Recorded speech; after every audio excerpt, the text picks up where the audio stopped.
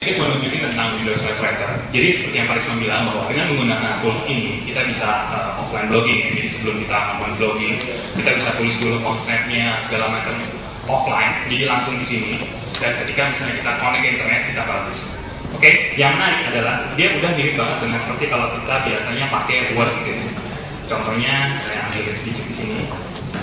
Oke, standar Word Epson ya. Kalau kita copy di sini, itu kita masukin ke Windows Live Writer. Oke. Semua akan langsung di sini. Dan yang menarik adalah formatting. Formatting juga sama, kita bisa melakukan misalnya kita mau melakukan dicoret atau segala macam, atau misalnya kita mau melakukan hyperlink, atau yang juga menarik adalah ketika misalnya kita mau melakukan penambahan gambar. Misalnya saya ambil gambar ini dan tempel di sini.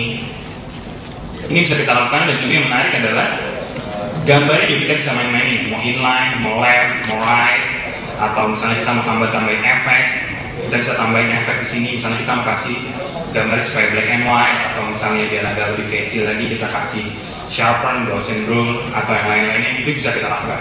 Oke, nggak cuma gambar, tapi yang juga menarik adalah Windows Live Writer sama seperti WordPress. Dia bisa kita tambahin namanya plugin. Oke, jadi saya udah bikin sebuah plugin di sini. Oke, namanya Photobooth. Jadi plugin ini saya bikin dengan yang namanya Visual Studio. Oke, jadi inti plugin ini apa? Intinya adalah dia akan capture dari webcam. Oke, dan kemudian yang menarik karena dia plugin, saya juga bisa tambahin efek-efek. Oke, atau yang paling menarik saya paling suka efek yang ini. Oke, dan saya capture. Dan ketika ini, saya bisa, yang juga menarik adalah kita bisa atur kapan kita mau publish. Jadi misalnya kalau teman-teman punya ide sekarang, teman-teman ingin publish blognya mungkin minggu depan, tahun depan, atau kapan, jadi kita bisa atur di sini. Oke, anggaplah kita mau ambil ini, dan juga kita juga bisa masukin tag-nya, terserah tag-nya mungkin apa, mungkin WordPress ID, atau kemudian kategorinya, kita juga bisa masukin di sini. Oke. Setelah teman-teman selesai dengan bikin blognya, teman-teman tinggal pilih aja publish. Oke. Dan dia akan secara otomatis melakukan pemanggilan XML RPC ke WordPress. Jadi teman-teman bisa contohnya seperti sini, kelihatan? Dia akan langsung buka halaman browser kita dan publish itu di browser. Mungkin di sini nggak kelihatan. Kenapa nggak kelihatan? Karena tanggalnya saya set untuk ke tanggal 14. Oke, tapi kalau saya set ke today, oke, dia pasti akan kita publish. Intinya, dia editor sama seperti editor biasa, dan yang menarik adalah di dalam sini juga sudah ada dukungan untuk PHP. Oke, dukungannya apa? Dukungannya adalah pertama, kita bisa jalanin langsung PHP dari sini. Kemudian yang kedua adalah untuk kodenya. Oke, kita lihat di sini kode.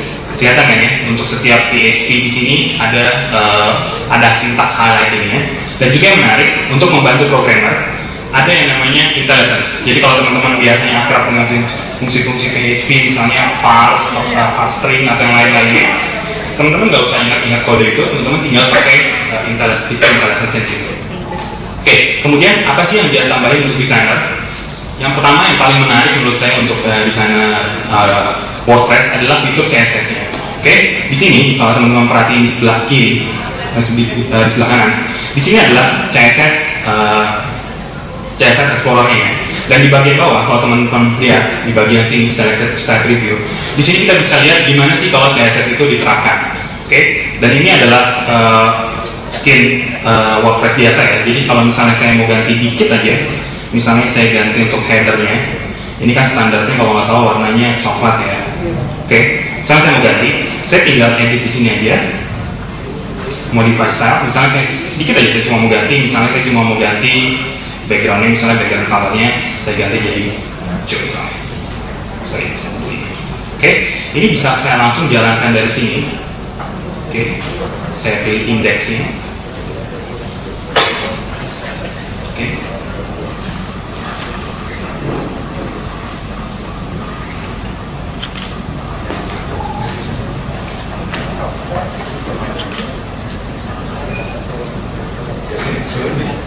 Oke, saya tinggal ini, saya jalani di ID 8. Oke, kelihatan ya, dia udah agak ganti. Dan juga yang menarik, yang kedua adalah kita bisa jalani namanya display in super preview. Berapa kali teman-teman kalau misalnya bikin skin pasti ngalamin kesulitan kan, harus develop untuk Firefox, harus jalanin di Firefox, harus jalanin di IE, harus jalanin di Safari atau yang lain-lainnya. Kadang-kadang merepotkan ya, kita harus jalanin beberapa instance browser, ya kan. Di Expression Web ada salah satu fitur yang namanya super preview. Jadi dengan super preview ini yang dilakukan adalah dia akan ambil website kita dan dia akan render website tersebut di beberapa browser. Contohnya seperti ini. Oke, kelihatan ya, di sebelah kiri dia akan jalanin di Firefox, sedangkan di sebelah kanan dia akan jalanin di Expression, di IE. Jadi kalau ini saya kasih contoh, saya buka halaman WordPress saya.